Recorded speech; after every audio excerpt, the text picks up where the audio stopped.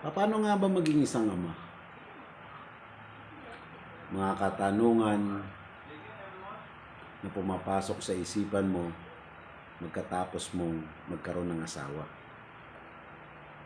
Kasi darating na yung panahon na isisilang na ang panganay mo, pero tila ba parang hindi ka excited dahil sa hindi mo alam kung ano talaga ang tungkulin mo nagagampanan sa loob ng iyong tahanan bilang tinatawag na ama ng tahanan. Ang hirap, di ba?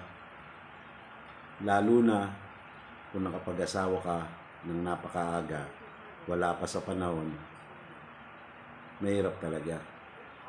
Dahil sa magkakaroon ka ng isang napakalaking obligasyon para sa iyong mag-ina. Hindi lang sa iyong mag-ina, maging sa sarili mo, medyo mabigat talaga.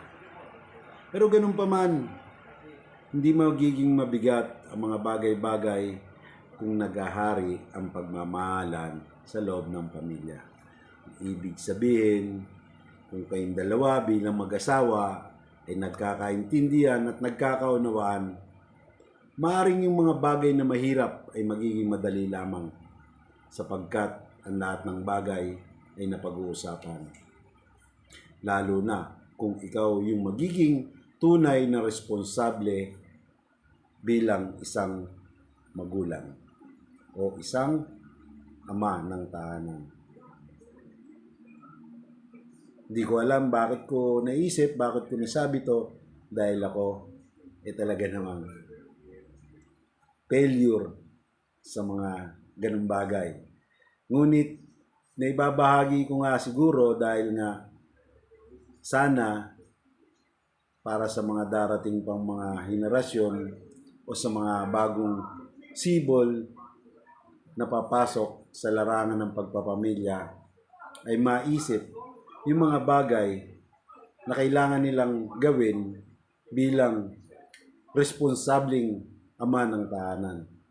Kaya nga siguro na ibabahagi ko itong mga bagay na ito para naman sa ganon, yung karanasan ko ay hindi nyo na rin maranasan. Sadyang mahirap, pero masarap pa rin kasi nga meron ka ng tinatawag na sarili mong pamilya. Minsan may mga hindi pagkakaintindihan, ganun pa man, gaya ng sabi ko, lahat ng bagay na pag-uusapan. Hindi magiging mahirap yung mga bagay-bagay kung lagi nyong pag-uusapan, lalo na hindi nyo naiintindihan. Maaari naman din kayong kumonsulta sa inyong mga magulang kung meron pa at nandiyan pa sila. Sigurado ko rin namang sila'y handang gumabay at pumatnubay sa inyo dahil sa karanasan nila nung sila ay nagbubuo ng isa ring pamilya. Yun nga, nabuo kayo at ngayon kayo naman ang harap sa hamon ng mundo. Sigurado ko rin naman malaking bagay at malaking tulong ang may bibigay nilang payo. Excuse. Kaya naman, lagi mong iisipin dahil ikaw na yung tinatawag na ama ng tahanan, maging responsable ka sa lahat ng bagay. Nakakasiguro ko na hindi magiging mahirap ang buhay. Nagiging mahirap ang buhay kasi napapabayaan natin yung mga responsibilidad na nakaatang sa ating mga balikat.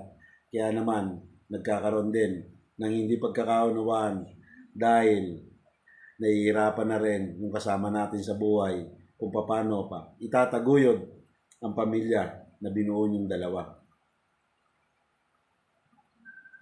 Kaya lagi natin pag-iisipan yung mga bagay natin gagawin. Yung alam natin nakalipas na, yung tayo'y binata pa o dalaga, siguro mababawasan ang mga yon dahil meron na tayong pamilyang dapat kalingain, alagaan at bigyan ng ating lakas upang sila naman ang mamuhay ng maayos at masagana sa mundong ito dahil sa ginagawa nating pagsusumikap para sa kanila. Kaya kung ikaw ay nagsisimula pa lang, lagi mong tandaan, isipin ng 10 beses yung mga dapat mong gawin upang sa ganon magkamali ka man, mababawasan. Hindi ka mapupunta sa totoong pagkakamali dahil pinag-iisipan. Kaya naman, lagi mong iisipin yung mga taong mahal mo sa buhay, yung mga taong totoong inaalagaan mo, yung totoong minamahal mo, yung totoong binuo mong pamilya. Barkada, kaibigan, nandyan lang naman sila, hindi naman sila mawawala. Pero, yun nga, kailangan, minsan nilalagyan natin ng limitasyon yung mga bagay-bagay dahil baka mamaya yung pamilya na natin nalalagay sa hindi magandang sitwasyon ng buhay.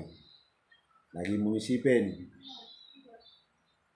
nang mabuhay ng maayos, masagana, nasa sarili pa rin natin. Kung paano natin may tataguyod ng tama ng ating pamilya. Good vibes lang lagi para good vibes din ang ating mga mahal sa